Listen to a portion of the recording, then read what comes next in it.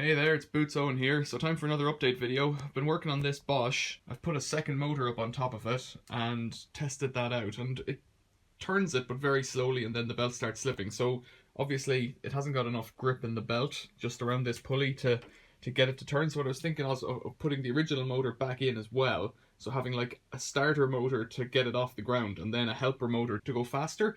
And I think that might work, so I'll give that a spin. But I'll show you the footage of the testing now. So if I just talk you through the arrangement round back, we've got the washing machine up on a dolly. Here we've got the little pulley that I showed you in the last video. It's just mounted on a 8mm bolt going straight through where the other bolt would have gone previously. The old pulley's just left there because it's basically a packer. Then we've got the belt coming up. This is a pillaged belt off another machine. Up to the motor on top, which is a Bosch motor. And then over here we've got a variac. We're isolated from the supply now, but this variac goes up to about 270 volts there. And we'll see how we get on. So we've got the variac here, wired hot in. Let's bring it up to 20 volts. And I can hear the motor humming. 30, 40, 50 volts. 60 volts AC, 70, 80.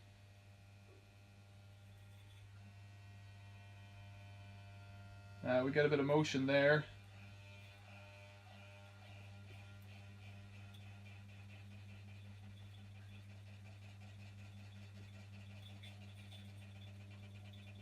We're up at about 100 volts now. So it's running quite slowly there. We're up on about 105 volts. The motor is struggling with this, you know. So if I bring it up there to about 120, we're getting some spinning on that belt. But it is building in speed, I reckon. It's zipping past. There seems to be a flat spot on the belt or either on the pulley there. But it's coming up. But it is speeding up. So I can give it a bit more, but it will just squeal and spin maybe. Well, yeah. So it's just spinning. But what that'll do is it'll warm up the rubber. And you'll get more friction on the belt then.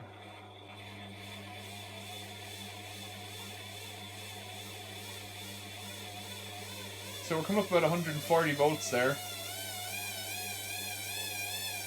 So around 140 volts there, we were just spinning the pulley, the driving pulley on the belt there. There's a bit of a wander in that pulley at the bottom.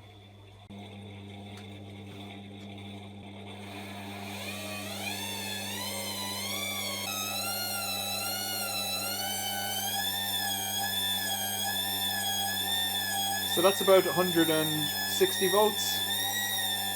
There's smoking coming from the belt above, and it is still turning, but it has slowed down a bit. So let's bring it back down now. So what's really going on? Well, we've got the lower pulley there that's a bit off center. We've got the upper pulley over there on the motor that's not got enough kind of grip to drive it, and even if it did, it doesn't seem to be doing a great job. It's almost like we need to get the drum spun up a bit faster first somehow. You know, if we could get that running, it could run up to something like maybe 5,000 RPM, 10,000 maybe. It's a 15,000 RPM motor, typically these washing machine motors, but the drum's only rated, or the tub with the drum inside is only rated for at 1400 spin, 1400 RPM. So it's going to be difficult to see how this is going to work. The other thing that's on the go is this Hotpoint first edition, this quite old Hotpoint model. I'm going to do a video probably of looking at that motor in a bit more detail and that mechanism on the motor that seems to be a brake or something like that. But in reality, people have said, oh, you should keep this, it's really useful for spares, and you know, they don't make them like they used to, etc, etc. But in reality, it's an old machine, it needs repair because it would leak if it's worked. I might do a test wash on it just to show people what's going on, but as it stands, I don't need it. And people have said, oh yeah, well, it's valuable and so on. I don't know that it is valuable. I paid £1 for it, 99p. You know, that seems to be the value of it, regardless of the fact that it's an oldie and a goodie and all that kind of stuff. So I'm not really sure. I'm not obliged to throw a brick in it. That's not something that I have to do. I'm not really sure that a little one like this would actually be that good with a brick in it. I think the more modern ones seem to have more oomph than I've wrecked a Creta before, and I don't even know if I put up the video because it was so boring. Nothing happened. It just broke, and that was that, which, you know, was just a waste. So if you've got something you think, you know, that I could do with this machine that's meaningful, then let me know. Like anything you want to see inside it or anything like that, I'll be happy to do that. Then over here I've got this Tricity Bendix washing machine.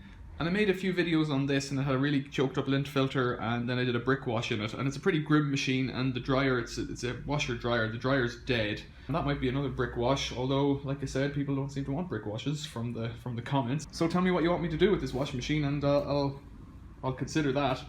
Over there as well is the Miele. That's the big professional Miele. I haven't done anything with that yet. I've just made that walk around video.